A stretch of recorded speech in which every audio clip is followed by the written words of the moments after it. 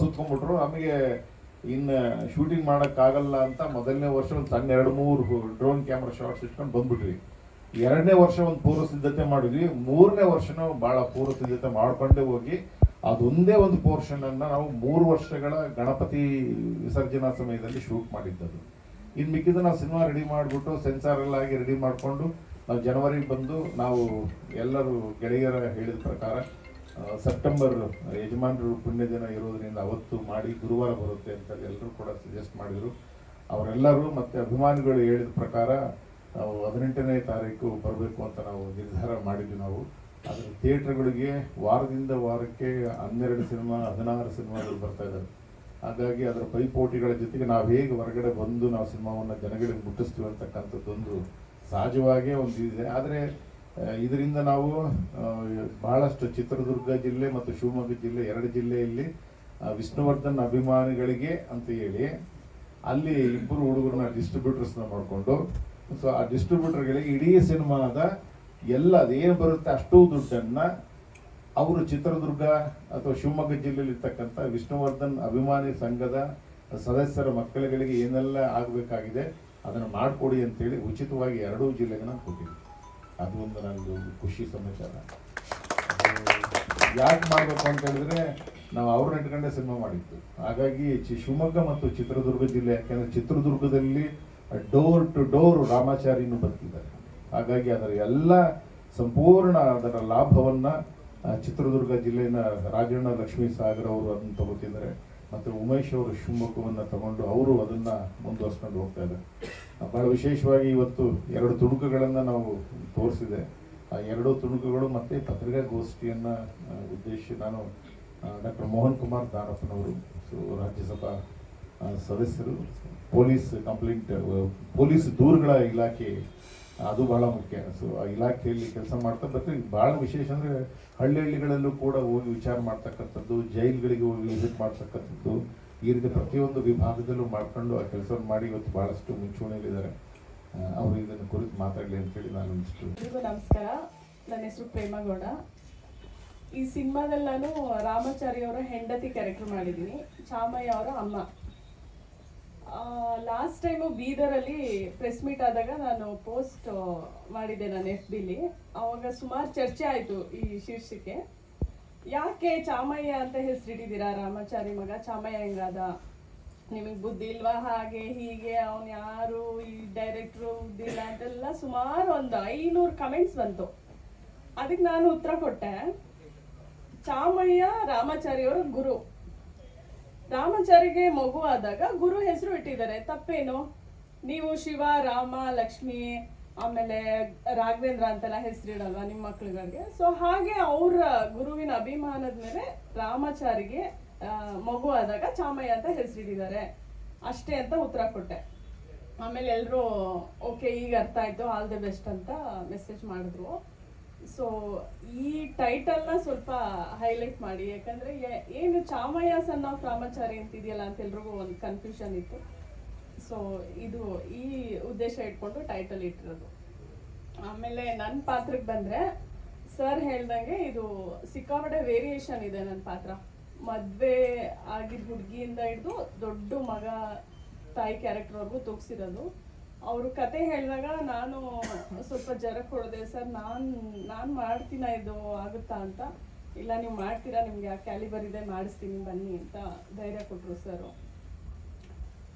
ಸೆಟ್ಟಲ್ಲಿ ಮೊದಲನೇ ಬಾರಿಗೆ ಈ ಸಿನಿಮಾದಲ್ಲಿ ನಾನೇ ಮೇಕಪ್ಪು, ಕಾಸ್ಟ್ಯೂಮು ಮತ್ತು ಹೇರ್ ಸ್ಟೈಲ್ ಎಲ್ಲನೂ ಮಾಡ್ಕೊಂಡಿದ್ದು. ಸರ್ ನೀನೇ ಮೇಕಪ್ ಮಾಡ್ಕೋಬೇಕು ಅಂತ ಮೇಕಪ್ಪು ಕಲಿಸ್ಕೊಟ್ಬಿಟ್ರು. ಇವಾಗ ವೇರಿಯೇಷನ್ ಇರುವಾಗ ನಾನು ಪ್ರತಿ ಸರಿ ಬಂದಾಗ ಫಸ್ಟು ಕೇಳ್ತಿದ್ದೆ, ಸರ್ ಯಾವ ಮಗುವಿನ ತಾಯಿ ರೆಡಿ ಆಗಬೇಕು ಅಂತ, ಚಿಕ್ಕ ಮಗುದ, ದೊಡ್ಡ ಮಗುದ, ದೊಡ್ಡ ಅಂತ. ಇವರು ಅವಾಗ ಒಂದು ಪಾಪು ಹುಟ್ಟಿರುತ್ತೆ, ಅದು ರೆಡಿ ಆಗಿ ಬಾ ಅಂತ ಹೇಳಿದ್ರು. ಸರಿ, ರೆಡಿಯಾಗಿ ಬಂದಿದ್ದೀನೆಲ್ಲ. ಇವರು ತಕ್ಷಣ ಚೇಂಜ್ ಓವರ್ ಮಾಡ್ಬಿಟ್ರು. ಇಲ್ಲ ಇದು ಮಾಡೋದು ಬೇಡ, ಈಗ ಸೀನು ಆ ಸೀನು ಅಂತ. ಸಿಟ್ಟು ಬರ್ತಿದ್ದಂಗೆ ಫಸ್ಟ್ ಆಫ್ ಆಲ್ ಎಲ್ಲ ನಾನೇ ಮಾಡ್ಕೋಬೇಕು. ಅದ್ರಲ್ಲೂ ಇವರು ಇವಾಗ ಈ ಸೀನ್ ಮಾಡಲ್ಲ, ದೊಡ್ಡ ಮುಂದ್ ರೆಡಿ ಆಗ್ಬಾ, ಚಿಕ್ಕ ಮುಂದ್ ರೆಡಿ ಆಗ್ಬಾ, ಬಸ್ರಿಯಾಗಿ ರೆಡಿ ಬಾ, ತುಂಬಾ ಕಷ್ಟ ಕೊಟ್ಟಿದ್ದಾರೆ ನನಗೆ. ಆದ್ರೂ ಎಲ್ಲ ತೂಗಿಸ್ತಿದ್ದೀನಿ. ನನ್ನ ಕೈಲಾದಷ್ಟು ಪ್ರಯತ್ನ ಮಾಡಿದ್ದೀನಿ. ಸೊ ಸಿನಿಮಾ ನೋಡಿ ನೀವೆಲ್ಲ ಹೇಳಬೇಕು, ಈ ಪಾತ್ರನ ಖಂಡಿತ ಒಪ್ಕೋತೀರಾ ಅನ್ನೋ ನಂಬಿಕೆ ನನಗಿದೆ. ಸರ್ ಹತ್ರ ತುಂಬ ಕಲ್ತಿದ್ದಿದೆ, ಸರ್ ತುಂಬ ನಾಲೆಡ್ಜ್ ಇದೆ ಅವ್ರಿಗೆ. ಇವಾಗ ಟ್ರೈಲರಲ್ಲೇ ನೋಡಿ ಎಷ್ಟು ಇತಿಹಾಸ ಎಲ್ಲ ತಿಳಿಸ್ಕೊಟ್ರು, ಎಷ್ಟೋ ವಿಚಾರಗಳು ಗೊತ್ತಿರಲಿಲ್ಲ, ಆ ಟ್ರೈಲರಿಂದ ಗೊತ್ತಾಯಿತು. ನಮ್ಮಪ್ಪ ಕೂಡ ಚಿತ್ರದುರ್ಗ ಜಿಲ್ಲೆಯವರು, ಸೊ ನನಗೂ ಹೆಮ್ಮೆ ಇದೆ ಚಿತ್ರದುರ್ಗ ಜಿಲ್ಲೆ ಇಷ್ಟೆಲ್ಲ ಮಹತ್ವ ಇದೆ ಅಂತ. ಸೊ 18ಕ್ಕೆ ರಿಲೀಸ್ ಮಾಡಬೇಕಂತ ಅಂದ್ಕೊತಿದ್ದಾರೆ. ರಿಲೀಸ್ ಆದರೆ ಎಲ್ಲರೂ ಚಿತ್ರಮಂದಿರಗಳಿಗೆ ಬಂದು ನೋಡಿ ನಮ್ಗೆ ಆಶೀರ್ವಾದ ಮಾಡಿ ಅಂತ ಕೇಳ್ಕೊತಾ ಇದ್ದೀನಿ. ನಾನು ಮತ್ತು ನನ್ನ ಪಲ್ಲಕ್ಕಿಯವರ ಬಾಂಧವ್ಯ ಸುಮಾರು ಒಂದು 25-30 ವರ್ಷಗಳ ಸಂಬಂಧ. ನಮ್ಮ ಜೊತೆಯಲ್ಲೇ ನಾವು ಕೆಲಸ ಮಾಡ್ತಾಯಿದ್ದು ಮತ್ತು ನಾಟಕಗಳನ್ನು ಮಾಡಿಸ್ತಾಯಿದ್ದು, ತುಂಬ ಅದ್ಭುತವಾಗಿ ಮಾಡ್ತಾಯಿದ್ದು, ಭಾಳ ಚೆನ್ನಾಗಿ. ನಾವು ಪಂಜಾಬ್ಗೆಲ್ಲ ಹೋಗಿದ್ದೆ, ಆ ನಾಟಕಗಳೆಲ್ಲ ತಗೊಂಡು ಪಂಜಾಬ್ಗೆ ಹೋದಾಗ ಅಲ್ಲಿ ಒಂದೇ ಮಾತರಂ ಅಂತ ಒಂದು ನಾಟಕ ಮಾಡಿಸಿತ್ತು. ಅದರಲ್ಲಿ ನಾನು ಮುಸ್ಲಿಂ ಪಾತ್ರ ಮಾಡಿದ್ದೆ. ಇದರಲ್ಲೂ ಕೂಡ ಅದೇ ಪಾತ್ರ ಮಾಡಿದ್ದೀನಿ. ಬಟ್ ಅದರಲ್ಲಿ ನಾನು ಭಾಳ ಇನ್ವಾಲ್ವ್ ಆಗಿದ್ದೆ. ಒಂದು ಏಟ್ ತಿನ್ನೋ ಸೀನ್ ಅದು ತುಂಬಾ ಅದು ಭಾಳ ಇನ್ವಾಲ್ವ್ ಆಗಿ ಮಾಡಿದ್ದೀನಿ. ಇನ್ನು ನಾನು ಜಾಸ್ತಿ ಮಾತಾಡೋದಕ್ಕೆ ಇಷ್ಟಪಡಲ್ಲ. ಕೊಟ್ಟಿರೋದನ್ನ ನಾನು ಆ್ಯಕ್ಟ್ ಮಾಡ್ತೀನಿ, ನಾಟಕಗಳು ಮಾಡ್ತೀನಿ. ಜಾಸ್ತಿ ಹೇಳುವಂಥ ಇನ್ನೂ ಪ್ರಬುದ್ಧಕ್ಕೆ ನಾನು ಹೋಗಿಲ್ಲ. ಈ ಸಿನಿಮಾ ನಿಜವಾಗ್ಲೂ ನಿಮ್ಮೆಲ್ಲರ ಸಹಕಾರದಿಂದ ಒಂದು 100 ದಿನ ಆಚರಿಸಲಿ, ಮತ್ತು ಪ್ರೇಕ್ಷಕರು ಈ ಸಿನಿಮಾನ ನೋಡಿ ಮೆಚ್ಚಿ ಅವರು ಮತ್ತೆ ಇನ್ನೊಂದು ಸಿನಿಮಾ ಮಾಡೋವಂಥ ಒಂದು ಅವಕಾಶ ಕೊಡಲಿ ಅಂತಕ್ಕಂಥದ್ದನ್ನ ನಿಮ್ಮ ಮೂಲಕ ಬೇಡ್ಕೊಂಡು ನಾನು 2 ಮಾತನ್ನು ಮುಗಿಸ್ತೀನಿ. ಗಣ್ಯ ಮನೆಯರಿಗೆ ಹಾಗೂ ನಮ್ಮನ್ನೆಲ್ಲ ಬಹಳ ಉತ್ತಮ ಮಟ್ಟದಲ್ಲಿ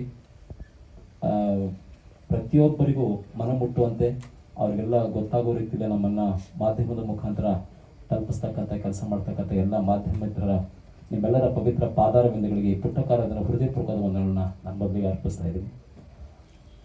ಈ ಒಂದು ಚಿತ್ರದ ಬಗ್ಗೆ ಮೂಲತಃ ನಾನು ವೃತ್ತಿ ರಂಗಭೂಮಿ ಕಲಾವಿದ. ನಮ್ಮ ವಂಶ ಪಾರಂಪರ್ಯಗೂ ನಾವು ರಂಗಭೂಮಿಯಲ್ಲಿ ಬಂದರು. ನಮ್ಮ ತಾತನವರು, ನನ್ನ ತಂದೆ, ತಾಯಿ, ಇಡೀ ನನ್ನ ಕುಟುಂಬ ಎಲ್ಲ ನಾಟಕದ ಕಂಪನಿಯಲ್ಲಿ ನಮ್ಮ ಬದುಕನ್ನು ಕಟ್ಕೊಂಡಿರೋರು. ಹೇಳ್ಬೇಕಂದ್ರೆ ನಾವೆಲ್ಲ ಸಂಚಾರಿಗಳು, ಅಲೆಮಾರಿ ಜನಾಂಗ ನಮ್ದೆಲ್ಲ. ಎಲ್ಲೂ ಸ್ಟೇ ಇಲ್ಲ. ಡ್ರಾಮಾ ಕಂಪ್ನಿಗಳಲ್ಲಿ ನಮ್ಮ ಬದುಕನ್ನು ಕಟ್ಕೊಂಡು ಬಂದಿರೋರು. ಹಾಗೆ ಡ್ರಾಮಾದಲ್ಲೇ ಕೆಲಸ ಮಾಡ್ತಾ ಮಾಡ್ತಾ ಮಾಡ್ತಾ ನಮ್ಮ ಓದು ವಿದ್ಯಾಭ್ಯಾಸ ಎಲ್ಲ ಸರ್ಕಾರಿ ಶಾಲೆಗಳಲ್ಲೇ ಆ ಕ್ಯಾಂಪಿಂದ ಆ ಕ್ಯಾಂಪಿಗೆ ಹೋಗ್ಬೇಕಾದ್ರೆ 3 ತಿಂಗಳು ಒಂದೊಂದು ಕ್ಯಾಂಪ್ ಇರೋದು. ಅಲ್ಲಿ ಮುಗಿಸ್ಕೊಂಡು ಇನ್ನೊಂದು ಊರಿಗೆ ಹೋದಾಗ ಸರ್ಟಿಫಿಕೇಟ್ ಅಲ್ಲಿ ತೊಗೊಂಡೋಗಿ ನಮ್ಮನ್ನು ಓದಿಸ್ತಿದ್ರು. ಹೀಗೆ ಓದ್ತಾನೆ ನಾಟಕದ ಕಂಪ್ನಿಯಲ್ಲೇ ಬದುಕನ್ನು ಕಟ್ಕೊಂಡು ಬಂದಿರೋರು. ಬೆಂಗಳೂರಿಗೆ ನಾನು ಬಂದಾಗ ಒಂದು ನನ್ನ ವೃತ್ತಿ ಜೀವನ ಬೆಳೆಸ್ಕೊಳ್ಳೋದಕ್ಕೆ ನಾನು ಬೆಂಗಳೂರಿಗೆ ಬಂದ ನಂತರ ಇದೇ ರೀತಿಯ ಟ್ರೂಪ್ ಡ್ರಾಮಾಗಳು ಹೀಗೆಲ್ಲ ಹೋಗ್ತಿರ್ಬೇಕಾದ್ರೆ ವಿಷ್ಣುಜಿಯವರು ಅಭಿನಯ ಮಾಡ್ತಕ್ಕಂಥ ಒಂದು ಸಂದರ್ಭ ಬಂತು. ಆ ಸಂದರ್ಭಕ್ಕೆ ನಮ್ಮ ನಾದೇ ನರಸಿಂಹಮೂರ್ತಿಗಳು ಅಂತ ನಮ್ಮ ನಾಟಕ ಕಂಪನಿಯ ಹಿರಿಯ ಒಬ್ಬ ಸಾಹಿತಿಗಳವರು, ಎಚ್ಚರ ತಂಗಿ ಎಚ್ಚರ, ಪೊಲೀಸರ ಮಗಳು, ಇಂಥ ನಾಟಕಗಳನ್ನ ಬರೆದಂಥ ಕವಿಗಳು, ಅವರು ಒಂದು ಪ್ರೇರಣೆಯಿಂದ ನಾಟಕದಲ್ಲಿ ವಿಷ್ಣುವರ್ಧನರ ಅಭಿನಯದೊಂದಿಗೆ ಪಾತ್ರಗಳನ್ನ ಮಾಡ್ತಕ್ಕಂಥದ್ದು ಒಂದು ಅವಕಾಶನ ಅವರು ಒದಗಿಸ್ಕೊಟ್ರು ನನಗೆ. ಅಲ್ಲಿಂದ ವಿಷ್ಣುಜಿಯವರ ಅಭಿನಯಗಳನ್ನ 99 ಶುರು ಆಯಿತು. ನಂದು ವಿಷ್ಣುಜಿಯವರ ಅಭಿನಯಗಳನ್ನ ಮಾಡೋದಕ್ಕೆ ಶುರು ಮಾಡಿ ಕಡೆಗೆ ಚಿತ್ರರಂಗದ ಒಡನಾಟಗಳು ನಮಗೆ ಹೆಚ್ಚಾಗಿರಲಿಲ್ಲ. ಯಾಕಂದರೆ ನಮ್ಮ ಎಲ್ಲ ಸಿನಿಮಾ ರಂಗದವ್ರ ಜೊತೆಗೆ ಇದ್ದಾಗ ವೆಂಕಟಾಚಲ ಸರ್ ಆಯಿತು, ನಮ್ಮ ಬ್ಯಾಂಕ್ ಜನಾರ್ದನ್, ಡಿಗ್ರಿ ನಾಗರಾಜ್ ಇವ್ರದ್ದೆಲ್ಲ ಡ್ರಾಮಾ ಟ್ರೂಪಲ್ಲಿ ನನ್ನ ಕರ್ಕೊಂಡು ಹೋಗೋರು. ಆ ನಾಟಕದಲ್ಲಿ ಬರ್ತಕ್ಕಂಥ ಹೀರೋ ಪಾತ್ರ ಅದು ವಿಷ್ಣುವರ್ಧನ್ ಅವರು ಮಾಡದೇ ಇರೋ ಪಾತ್ರ, ನೋಡದಿರ್ತಕ್ಕಂಥ ಪಾತ್ರಗಳನ್ನೆಲ್ಲ ನಮ್ಮ ವೃತ್ತಿನಿರತ ನಾಟಕ ಕಂಪನಿ ಪಾತ್ರಗಳಲ್ಲಿ ಆ ಕಥಾನಾಯಕನ ಪಾತ್ರವನ್ನು ವಿಷ್ಣುವರ್ಧನ್ ಅಭಿನಯದಿಂದ ಮಾಡ್ತಕ್ಕಂಥ ಅವಕಾಶವನ್ನು ನಾನು ಓದೋ ಬಂತು. ಹಾಗಾಗಿ ಅದು ನಿರಂತರವಾಗಿ ನಡೆದು ವಿಷ್ಣುಜಿಯವರ ಒಂದು ಅಭಿನಯಗಳನ್ನ ಮಾಡ್ತಕ್ಕಂಥ ಅವಕಾಶವನ್ನು ಓದುತ್ತಾ ಬಂತು. ಹಾಗೆ ಸುಮಾರು ಒಂದು 4 ವರ್ಷಗಳ ಹಿಂದೆ ಗುರುಗಳ ಭೇಟಿ ಆಯಿತು, ಪಲ್ಲಕ್ಕಿ ಸರ್ ಅವ್ರದ್ದು.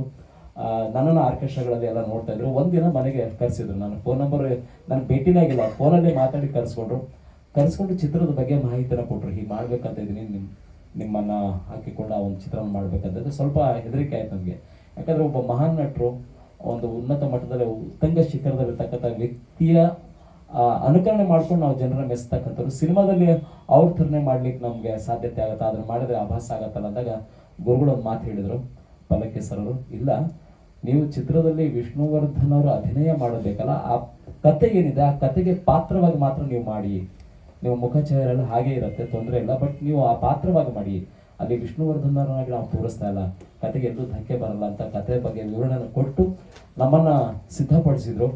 ಇವ್ರು ಹೇಳಿದಾಗೆ 3 ವರ್ಷಗಳ ಕಾಲ ಆಯಿತು ಚಿತ್ರದ ಬಗ್ಗೆ ಎಲ್ಲ ಓಡಾಟ, ತಗೊಳ್ತಕ್ಕಂಥ ಜವಾಬ್ದಾರಿಗಳು, ಒಬ್ಬ ಕಲಾವಿದನ. ಯಾಕಂದ್ರೆ ಒಬ್ಬರ ಅನುಕರಣೆ ಮಾಡ್ತೀವಿ ಹೊರಗಡೆ ಹೋದಾಗ ಅವರ ಅಭಿಮಾನಿಗಳು ಒಟ್ಟು ಅವ್ರ ತಲೆಯಲ್ಲಿ ವಿಷ್ಣುವರ್ಧನ್ ಅವರು ಅವ್ರ ಥರ ಇದಾರೆ, ಅವ್ರ ಜೊತೆ ಫೋಟೋ ತೆಗೆದು ಸಾವಿರಾರು ಜನ ನಿಂತ್ಕೊಂಡ್ಬಿಡೋರು. ಯಾಕಂದ್ರೆ ವಿಷ್ಣುಜಿಯವರ ಮೇಲಿನ ಪ್ರೀತಿಗೆ ಅದು ನಮ್ಮ ಮೇಲೆ ತೋರಿಸಿ ನಿಂತಿರೋರು. ನಮಗೆ ಶೂಟಿಂಗ್ ಮಾಡೋಕ್ಕೆ ಅವಕಾಶ ಆಗ್ತಿರ್ಲಿಲ್ಲ. ಬಟ್ ಅದನ್ನೆಲ್ಲ ತುಂಬ ಎಚ್ಚರಿಕೆಯಿಂದ ಅದನ್ನು ಕಂಟ್ರೋಲ್ ಮಾಡಿಸಿ ನಮ್ಮನ್ನ ವೇದಿಕೆ ಒಂದು ಚಿತ್ರದಲ್ಲಿ ಶೂಟಿಂಗಲ್ಲಿ ನಮ್ಮ ತಪ್ಪು ತಡೆಗಳು ತುಂಬ ಇದ್ವು. ಯಾಕಂದ್ರೆ ನಮಗೆ ಕ್ಯಾಮ್ರಾ ಎದುರಿಸೋದು ಗೊತ್ತಿರಲಿಲ್ಲ. ಡ್ರಾಮಾದಲ್ಲಾದರೆ ಕೈ ಹಾಕ್ಬೇಕಾದ್ರೆ ಈಗ ಮಾತಾಡ್ತಿದ್ವಿ, ಈಗ ಅಂತಿದ್ವಿ ಅನ್ನೋದೇ.